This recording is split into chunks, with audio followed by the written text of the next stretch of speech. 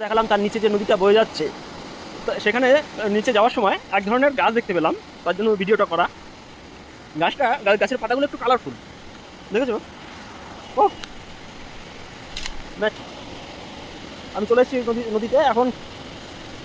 देखिए तूने में झरना, नदी, ये सब तो बहुत अच्छा लगता है।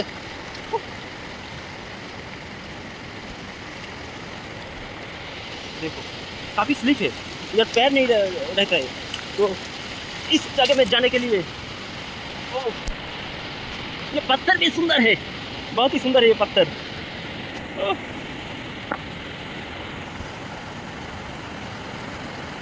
इसका लुक ही अलग है, देख पा रहे हो, আর এর সৌন্দর্যই আলাদা।